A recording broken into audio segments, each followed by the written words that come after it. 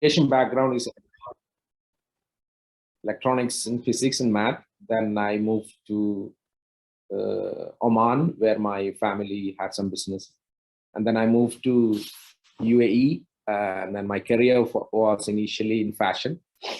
Then I moved to another industry, which is eye care and vision care. There I stayed for about 10, 15 years across the Middle East, Europe, and finally in Australia.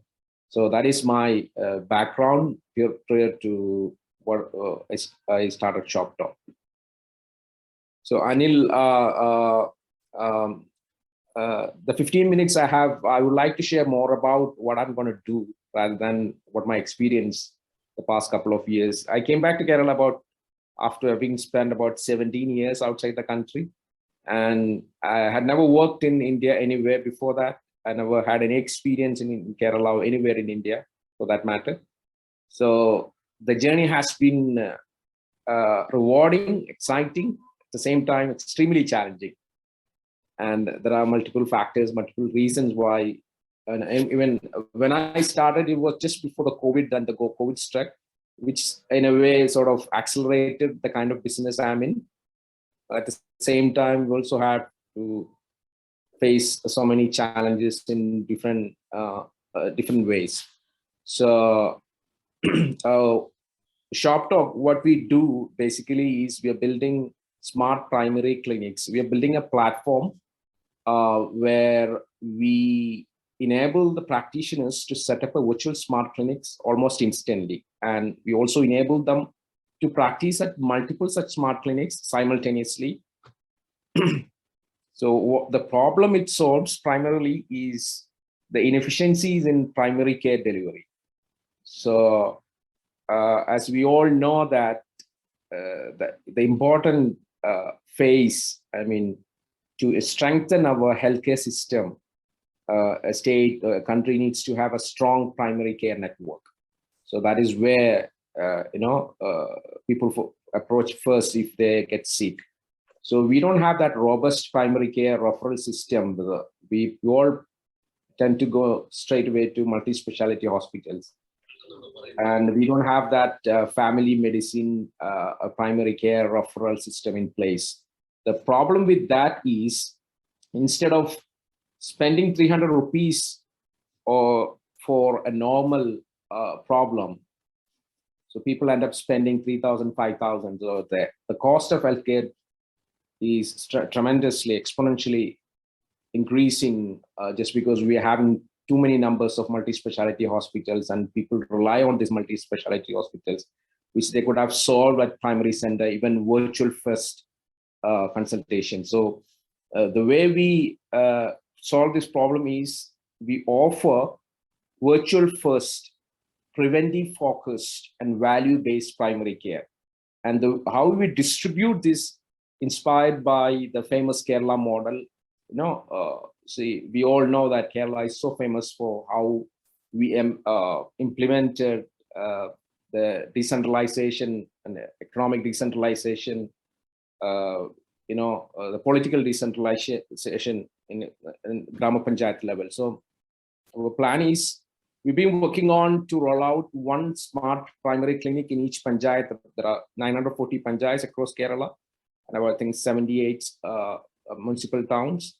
So we gonna roll out this virtual primary clinics, and we gradually convert them into hybrid clinic. And in future, when Web3 will mature, and we will have decentralized, on blockchain, and also metaverse primary clinics in each panchayat or each town. That is how we're gonna go about it. And one of the key focuses ever since we launched, we are emphasizing more on mental health. And we started as a campaign during the second lockdown, second wave of COVID, something called You Okay. It's a short form of asking people, are you all right? Are you okay? So it was a campaign at first, and then we created this virtual mental health clinic called You Okay on our platform, existing platform, as one of the virtual smart clinics. And it has now become, in fact, the most popular virtual mental health clinic in Kerala amongst the Generation Z and the millennials. So that is what we are now focusing more on. We probably pivot our business model more into the mental health care domain. And I'm currently in Dubai. So we are expanding in the Middle East. So, something which I haven't shared with the media yet, because we're working quite discreetly the past couple of months. And it's going to go out in the media in the next couple of days. Anyway, I can break that to you.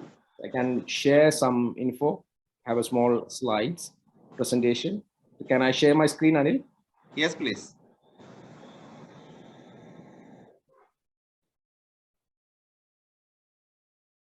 So this is what we're going to launch from Dubai. My School Clinics. Going to be the world's first primary clinics for schools in metaverse. So we've been planning and designing and working on this a couple of months. So we will launch it in 2 phases, and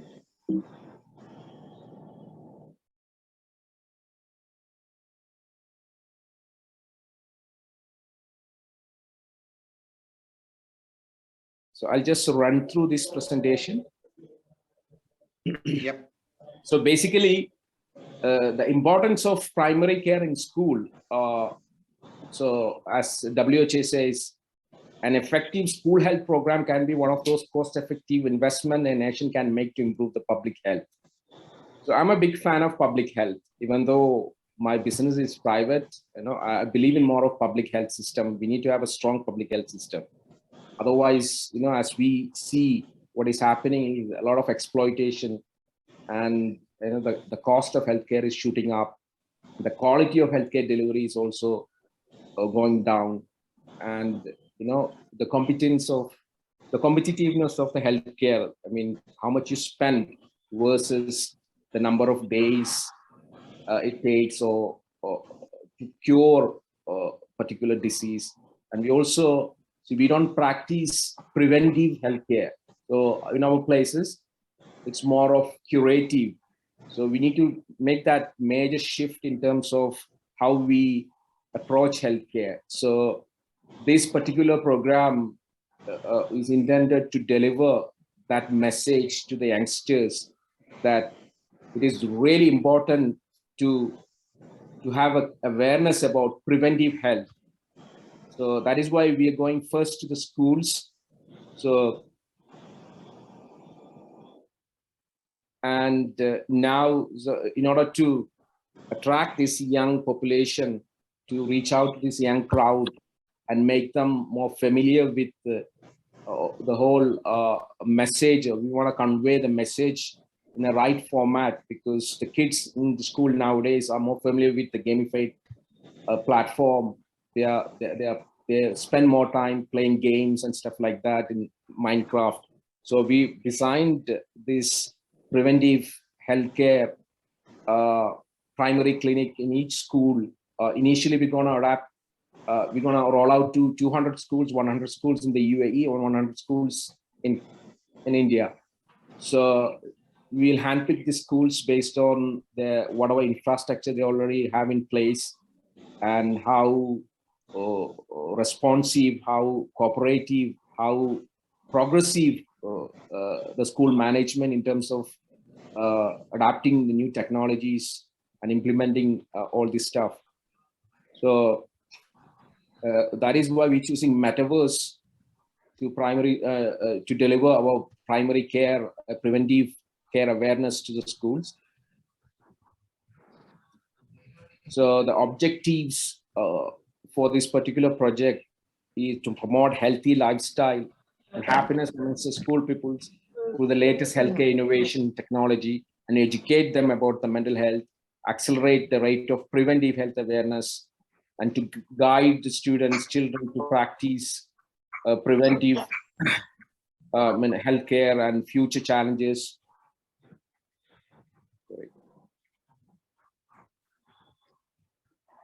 And to provide affordable and convenient primary services to the teachers, students, and their parents, to train the children how to access. Okay. to train the children to access the right healthcare information and various healthcare services digitally. These are the things why we going to school instead of general public first. So this is a pilot project.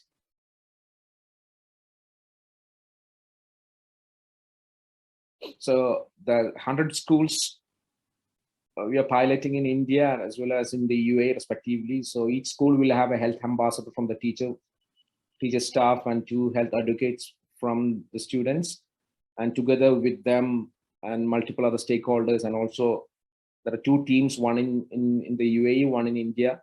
So we'll work together as a team collectively and we deliver this project, and we'll kickstart probably next month, and we'll go by step.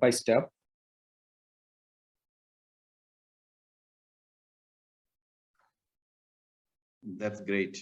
Yeah, so we want to make this as affordable as possible for each school. The members school in India only have to spend 20,000 annually. So we'll take care of, we'll have a dedicated primary clinic in each school, both on web to our existing platform as well as in the metaverse platform under the name of that particular school. So each school will have a smart clinic on mobile apps, web app, as well as metaverse platform in their own name. And the children can access healthcare information, can do consultation, and they can participate various healthcare engagements like awareness engagement. There will be workshops for mental health, fitness, diet, preventive health in general, all those things. So if we can make the new generation aware of how they need to approach healthcare, and we provide them right information, and it will also help the parents and teachers in terms of overall health and well-being of the students and the family and the communities at large. So great. Yeah, that's all I have. That's fantastic, Shihab. Yeah, there will be some there will be some questions later on, but be on the call so that we can hear Pradeep and Vishnu as well. But thanks for communicating it here at KSN Global, the launch of your idea and stuff. We really appreciate that, and wish you all the best. Good luck, and we will wait for the questions after we finish the 2 talks as well, right? So now I will invite Pradeep to share. Pradeep, your thought and your vision of Farmers Fresh Zone. Over to you, Pradeep. Thank you, Anil sir, for the warm introduction, and it's a good story from Shihab as well. So, if you start talking about Farmers Fresh Zone, actually, it's that entrepreneurship actually started accidentally. So maybe actually I'm from a village of Thrissur district, so where my father actually was a military man and my mother is a teacher. So when he retired from army service, so he was wanted to do some farming, and so his brothers also very much involved in there, and later actually they all moved out of farming. That time actually I also, since I was also helping them in some of the aspects. So that point actually why they moved. So that was the main problem or main question that come into my mind, because somebody is loving to do some activity, but unfortunately they have to step back. So that's the point actually. I also think that's why actually this kind of problems is happening, and started looking at my nearby other people who love to do farming, but sometimes actually they also left farming. So the reason was nothing but actually they are unable to market their produce. So that was the major challenge, but they are good at the production. So when after that actually moved to the Cochin as a part of job. So there the challenge was it's like the parents actually wanted to have some good food for their babies and loved ones, but unable to find authentic. So there actually we I just thought of just bringing my produce from my village to the urban area. So that was the simple thought, just to sell off my produce. That was the only intention behind starting that. And slowly it's started getting good traction, and people find that morning harvest and reaching it in the evening. So that made actually good response from the people. Then started aggregating few farmers, and so we found a lot of pain point over there. That's the price fluctuation and the lack of transparency. A lot of challenges. So we started building some tech for the to aggregate the farmers' produce. Then actually that during that time also actually I was working in as a software engineer. So since I was a software engineer, it's like the starting stage, there was not required of any fund, because it's like building the website and all. And after that, the workers also ourselves, right? So it was like that. And but actually in the maybe after 2 months, maybe it was started just a 2-day sale in a weekly manner. In a 3 months time itself, actually we started make some good profit. And maybe in a month of, or maybe in a 6 months of time, I was actually started earning more than my software portion. And it's a one part. That's one part only. But the other part is actually we are able to create a lot of impact. Actually, there is a lot of data gaps actually was there. And there is actually a lot of people actually wanted to have the quality produce.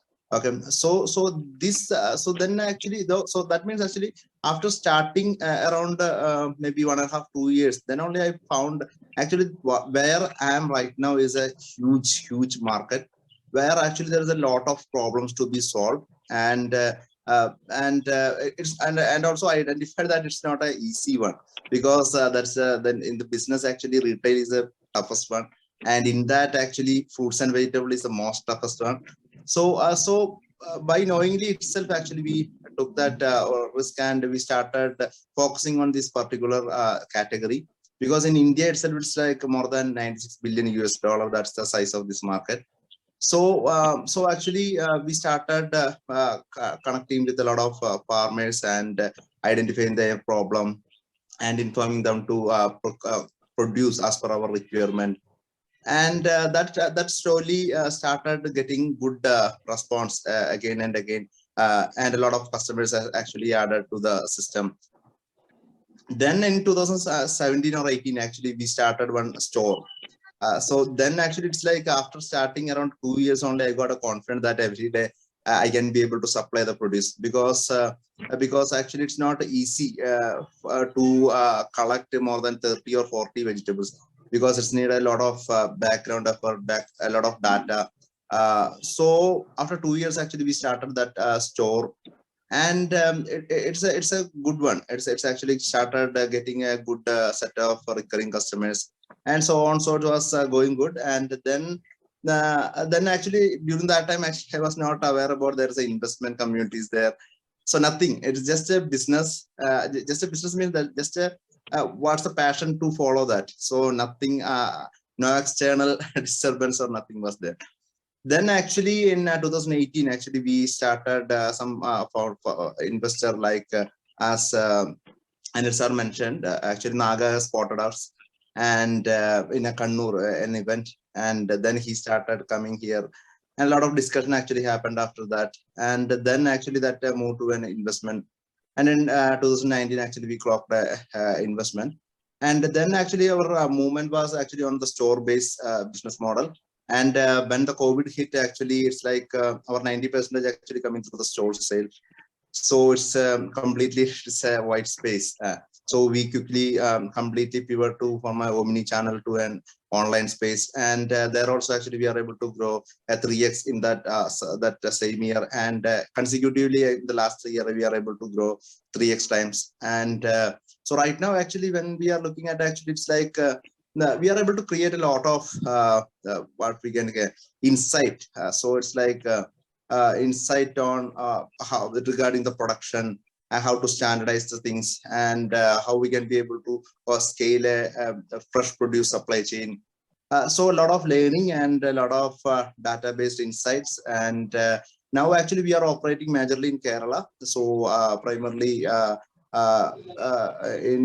recently started in Coimbatore as well. And if you're talking about our vision, actually we are planned to scale. Right now we are in 5 cities, so we are planned to scale to around 18 cities and make 20,000 profitable farmers and do and touch more than 1,000 crores business in the next 5 year of time. So that's the vision actually or that's the goal actually as an organization we have took. And regarding the challenges during the journey, it's like maybe when we started, it's like agree, it's not a glamorous thing. So getting people to that was a challenge. And the next one is the regarding the some sort of finance when actually it's required. So that was also a big challenge, and connecting to proper mandates. So that was also big challenge. But what I wanted to say, if there is any people who is in the very early stage of their journey, it's like if you are dedicatedly following your passion, actually that those challenges that I have mentioned, that automatically will come to you. So that's with that good word actually, I would like to stop my this first introduction. Thank Thanks, you, sir. Pradeep. Thanks, Pradeep. It's fantastic journey. There are a couple of questions that we will pick it up, after we hear from Vishnu, right? Yeah. All the best and for you too, and for you and your team to achieve the vision that you kept for 5 years, right? Thank you very much. Now, I would request Vishnu. Vishnu, if you could please go ahead and talk about your journey and what's your vision, and where do you want to get your Machenn as a company? Thank you so much. Am I audible? Yes, you're audible. Yeah, good evening all. Thank you Shihab and Pradeep for giving me so much of energy. That was truly great, and thank you so much for that. And when Shihab started, he started with like I was running a business, and now it's a startup. It's my first startup. I never knew I was running a business. It was not a startup when I started it. So like almost for 3 years, I had a slide prepared, but I don't think like that is necessary for this crowd now. If I'm getting to talk with somebody who's not interested, I can give a presentation. But yeah, like I had a slide called the Gray 2K. I wasted 3 years running a business. Maybe it was a gray area. I was only dealing with the gray area. We were generating good revenues.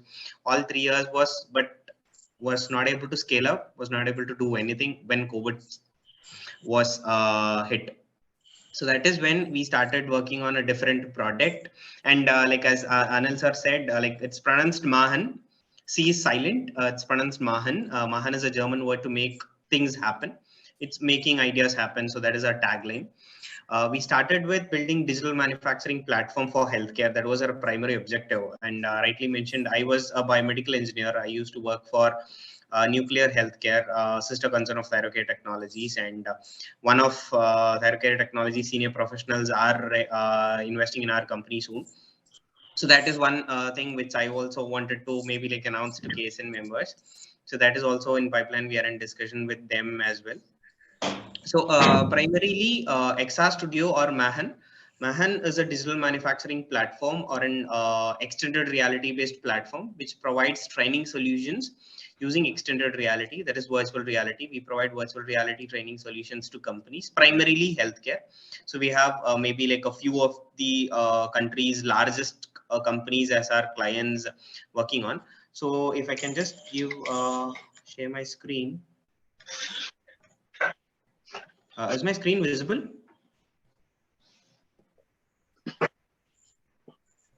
Is my screen visible? Yes. Vishnu. Okay. So this is primarily what we are doing, a virtual assistant for all of your needs. So that is what Mahan is. So the story began in 2017. I thought of starting a business. I had no idea. Like 2017 was when I got to know about Flipkart. Flipkart was like highly celebrated then. So I thought, okay, fine. Like I'll also start, and somebody will come and invest, and I'll.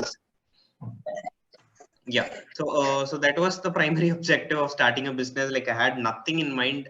But yes, like job, or like I was working almost 14 hours a day then in that company, and I was getting good salaries also, but there was something which was missing in that work. And then I thought, okay, fine, like work is not my thing, and let's start a business. I had no idea what to start, when to start, what to do, and all, like I had zero idea. So then started. So that is the great 2K. Almost spent 3 years in that business, generated about like 1.2 crores in the next in 3 years as a revenue for a one-person company. It was one-person company. Nobody was there, no team, no nothing. It was one-person company for almost 3 years. And then like COVID stuck. Then we had a few interns. We were working on something. Then we thought, okay, fine, like we have to build a structure around it. So that is finding different paths. So when COVID struck, like we had to search multiple ways, multiple pivots. Like we were an edtech company then, like looking at educational technology today and then was a totally different thing. I only understood that the word term educational technology when I got into learnings are different things. So that is where, as Anil sir mentioned, rightly, incubators and accelerators helped us a lot. We started with incubation. We were like today, I would say, we are highly structured in the way a startup should grow. Because when we started ideating, we ideated as a person, then we got into ideation boot camps, ideation validation, then we got into incubation, then into acceleration. And not only one incubation or one acceleration, we never stopped accelerating us, like, because whatever came into our way, we caught in and we started accelerating our process. Only with accelerators, only with the support of incubators, we have raised about like 50-60 lakhs as grants, when maybe like we haven't diluted much of our equity. Also we have generated somewhere about 60 lakhs as equity and grant, and diluted somewhere between 2% of the entire company. So that was only because of the support of the incubators and accelerators. So as Anil sir rightly mentioned, getting the right structure inputs into the company was very important for us. So that is what I would say, like the biggest timeline of learning, like 1 year spending learning time for all of the things, like learning technology, learning business, learning investments, learning funding. All of the necessary requisites were done in the year 2020 to 21, and started slowly generating revenues, and funds started flowing in. People started showing interest in our company. And what our vision was primarily one single line: to create an error-free healthcare. I'd come to that in my later slides. So this was the primary vision: to create an error-free healthcare. And yes, today I believe that we have built the ladder to grow high.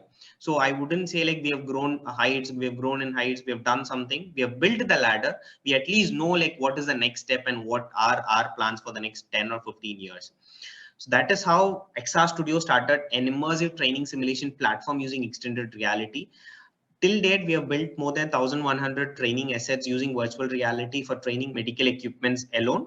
So it's highly personalized for OEMs and manufacturers. So this is again an introduction. We love to be called as a universe of digital manufacturing earlier. Then we took a pivot to universe of extended reality, bringing in the virtual reality, all of the like digital reality into reality. So we have a tagline in our product that experience your product virtually in reality. So that is what our tagline for our products are. So industrial segments, we started with healthcare, and then slowly we started expanding our industrial segments as well in 4 different operations. One is procedure and operations, assembly and maintenance, safety and applications, and branding and marketing. We also added data analytics into it so that every training of ours give out 100% efficiency. Say for example, if I had to train somebody in any equipment, in bike, riding bike, how will I know like how am I throttling it right? Am I changing the gear at the right time? Am I pressing the brakes longer? Am I holding the clutch longer? Only with analytics, only with the data analytics, we added data analytics to each one of our simulator to understand how well I am trained. That almost kick-started our journey with 100x speed. So this data analytics has helped us a lot. We have been collecting so much of data, training data, and been helping more than like 3,000 plus professionals in understanding what are their mistakes during equipment handling.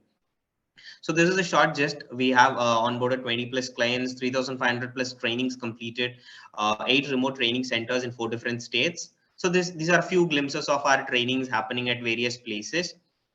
Again, what we have done for different companies, different sectors, submarine training. We have done it for ultrasonic, dentistry, operation theaters, emergency theaters, also like assembly and instructions, and also some of architectural and other projects. We have started doing it. More of our work is into healthcare. These are few of our accolades. Like Amazon Sambhav, last 2 years, we have been selected as the top 100. At least next year, we'll be on the top 10. And Your Story is last year, we were the most loved startup by Your Story, featured by Your Story. And these are few other features and things which we have been supported. And these are a few set of clients which we are working with, some of the leading clients of ours. And these are some of our offerings. I don't think like this would be highly interesting. Maybe like you can just read out to this. This is maybe like virtual reality, augmented reality, and mixed reality is our primary focus. And along that, we give like our primary product is training simulations, training platforms. And we are on the mission to create 1 million future-ready professionals with affordable and quality medical equipment training, with the vision to ensure complete quality of healthcare for every human. When I started, I rightly mentioned that I wanted to mention that the problem or the solution which we wanted to solve was to create an error-free healthcare. When I was doing my biomedical engineering, so that is where I'm answering Anil sir's question here. When I was a biomedical engineer, I used to train people in healthcare equipments. I used to train people in CT, MRI, like all of the radiographic and highly intensive equipments. And one thing which I personally felt is when I am training, I don't train efficiently. Or when whoever trains, like human training is not 100% efficient. It is highly efficient when it comes with experience. But most of the medical equipments are trained by maximum of 2 to 5 years of experience, people like me, and they don't deliver 100% quality, which results in the healthcare quality, which almost like 5.2 million medical errors happen only due to lack of skill in healthcare equipments. So this was the primary problem we're trying to solve. And as of now, yes, like we are very small today. We have at least omitted 782 errors. We have avoided 782 errors due to our training. And yes, we are looking to avoid at least 1 million errors in the next 5 years, and keep a food stamp as a medical equipment training company still. Yes, like we look forward to other industries as a businessman. I think I'm growing as a businessman, and KSN is helping me a lot in that perspective as well. Thank you so much. Thanks, Vishnu. Thanks. Fantastic. I'm sure within KSN, we never knew, the story of Machenn, right? That's what he calls. My apologies for calling it differently. But Machenn, in terms of what Machenn is doing and what vision of Machenn is, it's really great to know from you, and wish you all the good luck. And now I will leave it open for questions to both, to all the three of the, founders, Shihab, Pradeep, and Machenn. No, sorry, and Vishnu, right? I have certain questions, but I'll catch it up a little later. But I'll give opportunity for people to have a word, right? So please go ahead. You can unmute and ask a question to any one of them.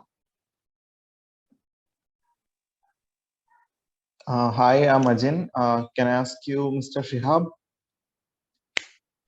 Yeah. Hi, Ajay. Okay. Hi. So my question was, you were going to revamp the model to deliver some education to school students, right? No, see, we were not pivoting the business as a whole. Our primary focus is primary care. So Understood. we are building primary care clinic for each school. So right. it will be delivered in normal Web 2 format on web application, mobile application, as well as on Metaverse platform. Okay. So My question was access, how you would actually validate that. I mean, why would schools should pay, and how you validate why the schools would pay you for the same product? Okay, why the school? We are piloting this project, 200 schools. That is where the validation will happen. Okay. So we've done some research, but in the practical business terms, how that is going to turn out, we'll see. So we don't know. So this is still a minimum viable product in terms of if you take that just as a project out of the whole business, this is still a minimum viable product. Why the school should pay us? We deliver values. What sort of values? We educate the children in terms of to access right in healthcare information and various healthcare services to children as well as teachers and parents. And we train them to access healthcare information and healthcare services digitally in all sorts of formats. And we conduct workshops in mental health, diet, fitness, preventive healthcare. And we also provide 24/7 primary care physician service, psychology service, and we guide them with the right answers because children are curious. They have so many questions. We will answer them, and basically we are giving a primary clinic in each schools. So some reputed schools already have probably one or two practitioners, could be psychologist or nurse or even physician in-house. So we want to make sure all of the schools, wherever we operate, have a clinic in their name, which is rightly available, instantly accessible for the children, the teachers, and parents. So that we are not building a physical clinic inside the school. Instead, we are building a digital clinic in multiple formats. So the children, parents, and the teachers as all, they can access all these services we offer. So that is the value we deliver. That is why the school will pay us. So whether we validated this concept, not practically yet. That is why we said we are piloting this project.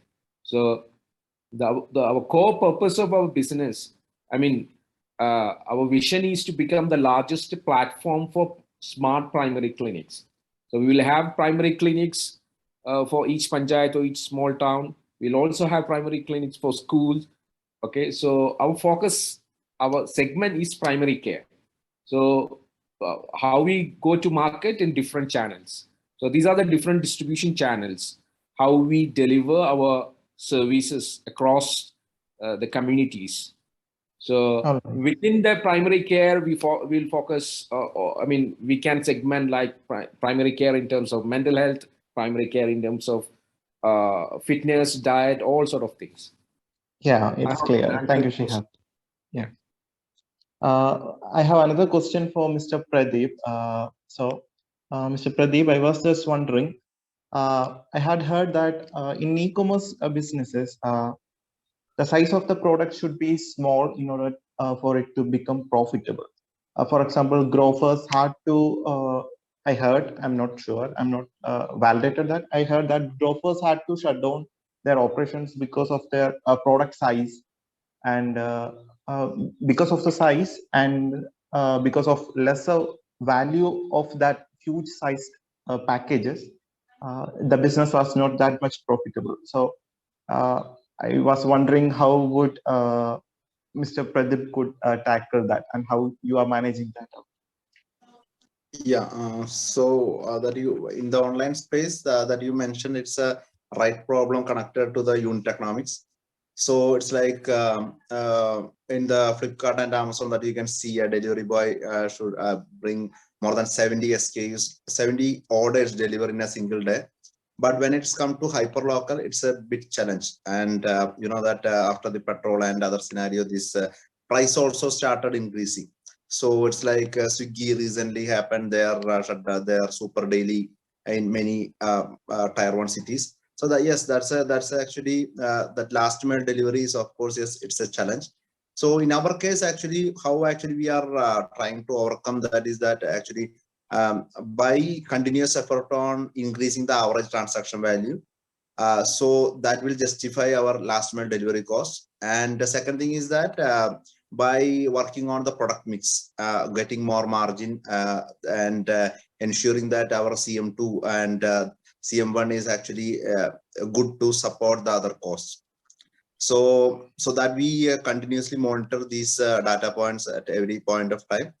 So that's, and the next thing is that how much focusfully we can be able to penetrate the orders rather than it's like distributing all around the cities. So a lot of background work actually doing on that to overcome the particular challenge that you have mentioned. So Okay, that thank you. I think when actually this profitability come into the picture, a lot of companies, everybody actually now started looking at these terms. Yes, correct. Yeah. I have one more question to Mr. Vishnu.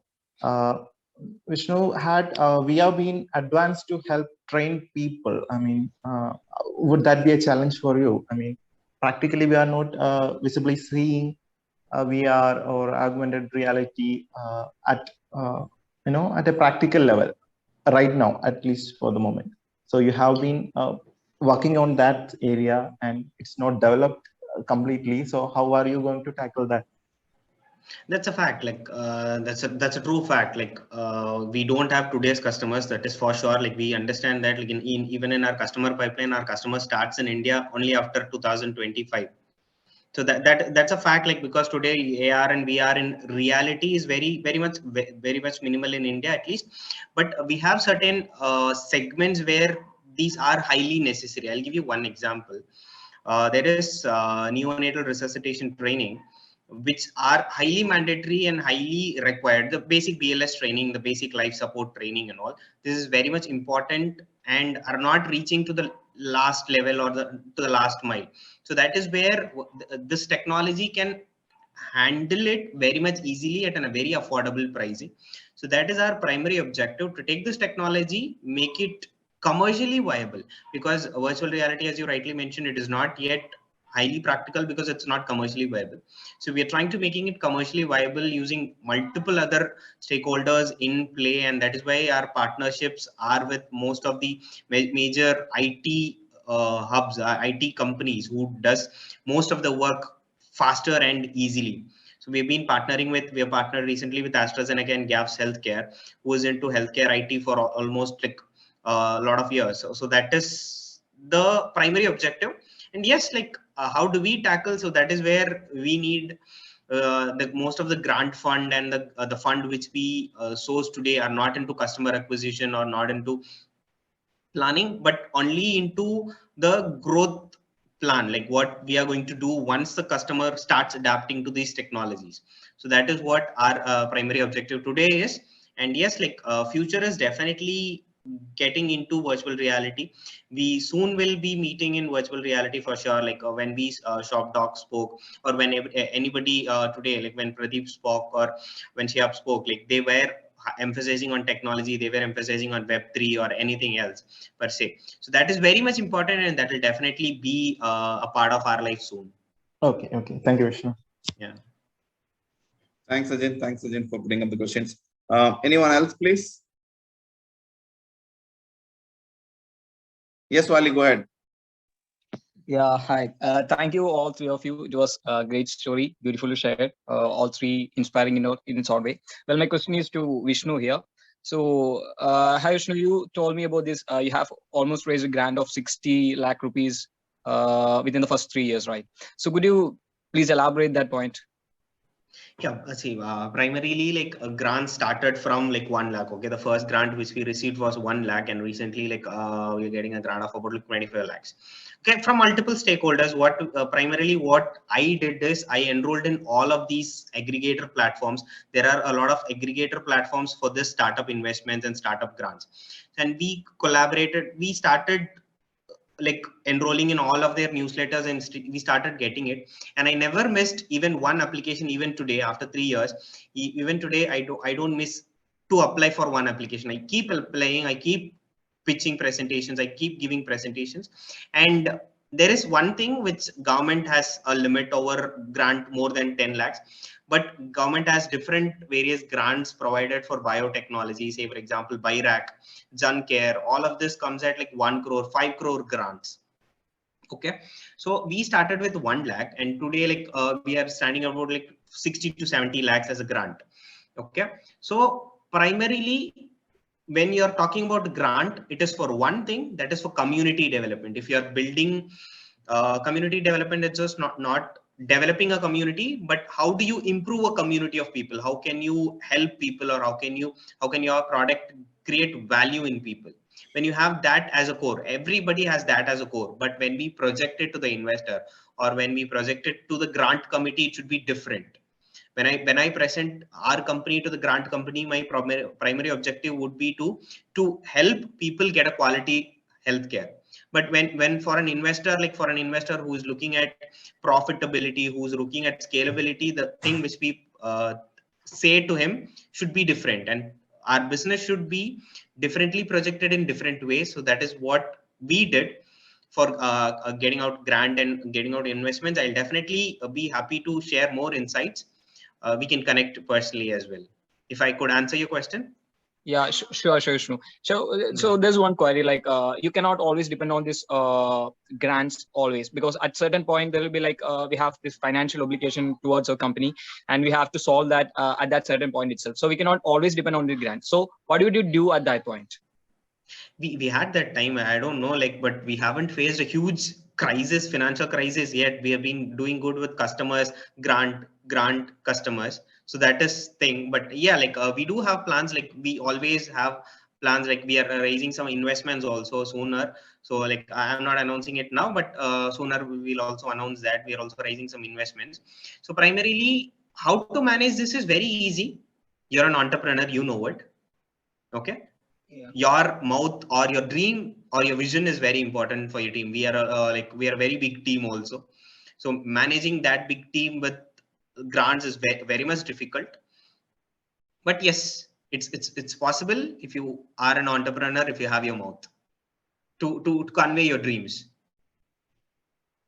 Yes. Okay. One more last question. So you told me that for the first 3 years it was a single person company, and then you formed a team.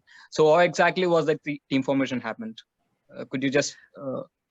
We started with interns. Only. We had a policy in our company that stating that there will be no. If you can check my LinkedIn, I had a recent post saying that I'll not hire any person experienced. I only hired freshers till date. And it was very easy for me. I onboarded a few of my juniors. I onboarded a few people who I know. And then slowly, we started expanding our team also. That wasn't difficult, but legally it was. Legally, I had to close that company. I had to buy all of that, shut down everything, and restart it as a new entity.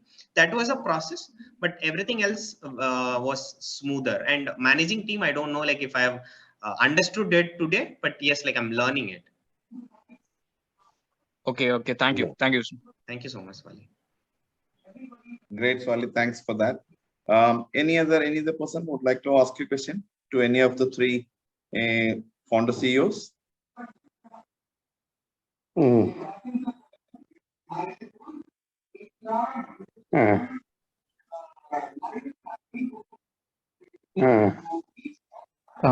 Hi, if there is no one, can I ask some more questions? Yes, Ajin, go ahead. Okay, Mr. Pradeep. My question was, when I went through your website, I could see many other exotic vegetables too. For example, iceberg lettuce, red and yellow capsicum, for example. Are you just only aggregating local farmers, or are you also selling other products too, the imported ones or something like that? Yeah. So we started early with only the very domestic one. Then we started adding that exotic vegetables, and now we have imported fruits and vegetables as well. Okay, so how would you differentiate that? As it mentions, it basically connects farmers to customers, but right now the model is kind of bit pivoted. So would that be a problem when you actually go in front of investors and other people? No, actually it's so what is actually we are building, that's actually a data engine, and it's healthcare solutions. So a lot of thing actually happening in the backend. So for that, actually, it's not a matter. So why actually we added some of the SKUs? So where actually we are trying to build the value, that's actually going along with this. So, and together with that, actually the unit economics that as I mentioned, and the customer demand. So based on that, actually we are added this kind of few imported and exotic SKUs. So that's the journey of adding these SKUs. Maybe I would say after launching our website, after 2 years only, actually I have added tomato into our website. So it's based on a lot of loop. All right. How threatening is GeoMart and major players coming into the field? Yeah, that's actually, it's like yeah, of course, yes, that's a big that's a big player whenever actually entering into a space where you are. That's actually, of course, yes, it's a challenge, but we believe actually we are able to create some uniqueness in that, and in different ways, and our focus is on the fruits and vegetable part, and actually in building something valuable, which is actually solving a big issue connected with the agri sector, especially the fruits and vegetable. So in terms of some kind of customer area, maybe it's a challenge, but in terms of what we are building or what's our vision, so where actually it won't be a big roadblock for us. I have one more last doubt. If there is no investments coming in, would the company sustain and would it be able to grow out of it? Yeah, that's a good question. Actually, it's like so it's like a lot of maybe it's like when actually we receive an investment, that's majorly it's on the growth part, and now actually that the investor mindset also, it's like maybe for the next 12 to 18 months, it may be a little bit in a winter stage. So but not that true for all the investors, but yes, so unit economics is a matter, and for us also, it's like maybe in the last 4 to 6 months, actually we are highly focusing on these metrics, and trying to improve and getting into the profitability in the EBITDA level. That's actually we are working on, and maybe we believe in the next couple of months, actually we will be also getting to that stage. Thank you so much, Pradeep, for your transparent replies. Thank you. Thanks. Any other question from anyone else, please? Pradeep, I have got one question, right? So in your business, you're onboarding farmers, right? And farmer as a skill, right? It's very different, right? So what are the challenges that you face when you want to onboard a particular farmer for a particular crop? I know that it's not an easy stuff, but how you have been doing it, what is that you showcase to the farmer? Is it that you can get more profits, or is it that there will be less risk? What is those what do you call the ingredient in your sauce which attracts the farmers? Okay. So actually, when we are actually talking about the farming segment, actually the major challenges what they face, one actually it's like they don't know what to cultivate. There is no market data is available. So maybe our nearby farmer is cultivating pumpkin, then I also go for the pumpkin. So that's a challenge. So in the local market, high production of local crops, that's make price drop. Okay, so that's one challenge. And second one is it's like getting to know about good farming practices. That's actually second challenge. And third one is that when their produce is ready, then only most of the farmers are looking for the market. So that's also another challenge. So we actually solve these kind of problems. Maybe it's like a demand-driven production, and it's like giving some advices on doing the right practices, and it's like we have our own collection centers. So it's like whenever actually we are connecting a farmer, actually we are addressing on their pain points, and that's actually easily able to connect with the farmers as well. So it's like maybe it's like rather than it's a subsidizing before the production, actually we are trying to appreciate on the production. So that approach actually help us to get more get more farmers onboarded, and they are staying with us. Okay, great. Thanks, Pradeep. Now, my another question is to Shihab.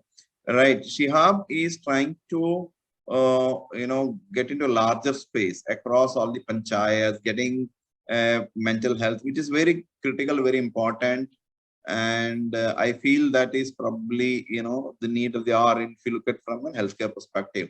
Now, when you're thinking about a large scale, such type of an operation, right? Typically in Kerala, what do you think would be some of your roadblocks, or how are you trying to address those roadblocks? I know that your pilot is from schools, you're trying to get the schools then, but, getting into a government missionaries, right? Getting into the government hospitals or government schools is not that easy. So, if you can just, help us out in those insights, Shihab, that will be great. Okay, all right, Anil.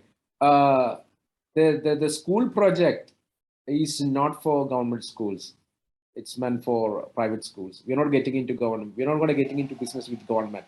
Okay. It is, the government is the last, in the spectrum, like to do business with, because it takes ages to get things done, to get the papers, all the paperwork done, and there will be a lot of scrutinization. Startups, it is very important for startups to execute certain projects at a velocity which, the speed wins. Yeah. So we're not going to getting into any government institutions at all initially. And this particular project is part of one of our go-to-market in terms of primary care awareness. Okay. So the other thing which you said, each panchayat will create a virtual clinic to set up a virtual clinic in partnership with the local medical practitioners, not a public government medical practitioner, but private practitioners.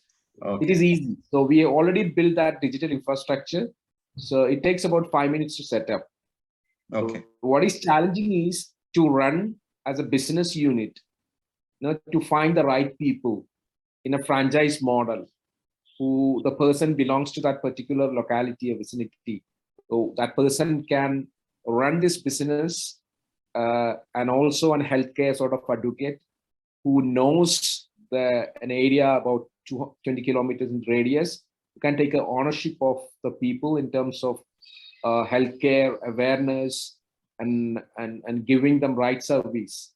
So that is challenging to sort of onboard the right people who can run these franchise units in each panchayat. To set up that virtual clinic in each panchayat, it's easy because we already built the digital infrastructure. To train these medical practitioners to use this platform was also easy, not challenging. The only challenge we have faced so far is to find the right business partner and to work a viable business model which is appealing to them. So far we have not started monetizing. We're not making any. There are transactional value, but we are not taking any revenue out of it. So over the longer run, we need to figure out how can we generate a revenue which can be shared the franchise owners and which is feasible for both parties. Okay, got it. Thanks, Shihab. Thank you very much. Now, my last question to Vishnu. Vishnu, I'm very certain that AR/VR is going to catch up the world, right? If you look at the way all the biggies are driving, whether it's Amazon, Google, or even if it's Geo, right? They're investing too much of money on the AR/VR, right? Whether they want to put it in the store or put it in any of the areas, right? So as you rightly said, and not probably today, but tomorrow, this is going to be the stuff. Now, also you said that you're working directly. So if I'm right, you're primarily looking at B2B at this point in time rather than B2C, B2B. Right? B2B. You're partnering with, hospitals or healthcare products or those type of people and building stuff for that. And very interesting that, you have delivered more than about 1,100 sessions. That's phenomenal. It's awesome. Right. Now, tell me, when you, so one thing which was very interesting was the way you approach to all the grants and, the incubators and accelerators. That's phenomenal. Again, as an entrepreneur, that probably is something that everyone has to do it. Don't leave an opportunity to apply for anything that comes on your way. right? And that's phenomenal. But tell me, when you approach to any of the larger, let's say in the healthcare segment, and I saw that, automobile is another area that you're looking at, but let's pick up healthcare. How do you convince them, in terms of your services?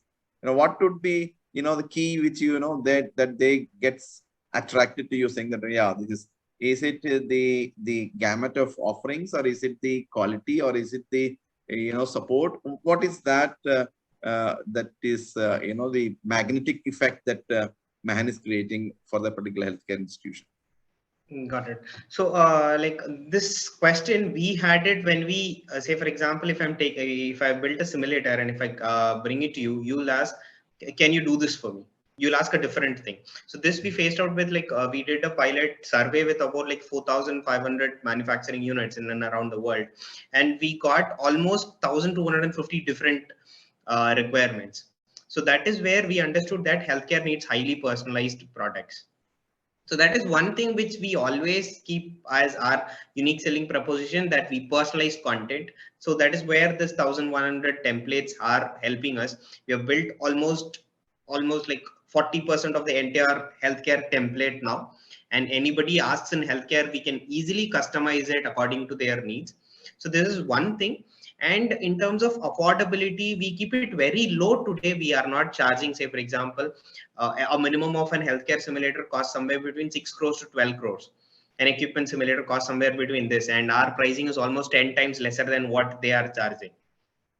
So this makes it very much easy to penetrate into the Indian market. And when we talk about biggies, no, like we never ever tried approaching GE or Siemens.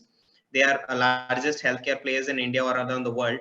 We have never tried it because Siemens, we even spoke to the president and the VP level, but we were not able to crack it because of certain things which they had internally, and they were looking at, they were easily spending 12 crores. So 12 crores is not a money for them, for a large company.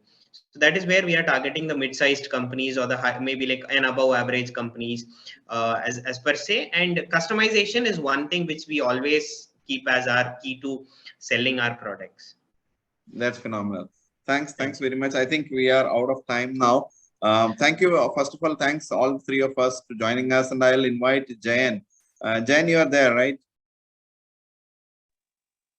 Yes, sir. Yeah, hi, Jayan. So, Jayan, your concluding comments, and then, thanks to all, right? Okay. All right. It was very interesting, and we had at the time 34 participants were there, and last when the question answer session started, some of them left. But it is very interesting and well participated program, and with the short notice, we have made this, and my KSN special thanks to Shihab, Pradeep, and Vishnu, and thanks to all the participants in this webinar. And next week we are also coming with the next webinar. So in that also we can meet some founders and entrepreneurs, and we can understand what the experiences they have gone through. Thanks a lot, and good night. Thank you very much. Was very great. Good to hear from all three of you, Pradeep, Shihab, and Vishnu. And I think this is the type of sessions which will be valuable for all of our founders, right? There are a lot of questions that comes in the mind, and we share each other's good experiences, challenges, and we tend to know most of the ways that we can approach in all the directions that we are navigating. Thank you very much. Good night, and a nice weekend, and we'll catch up next time. Yeah. Thank you. Bye-bye. Good night. Good night. Thank you. Thank you.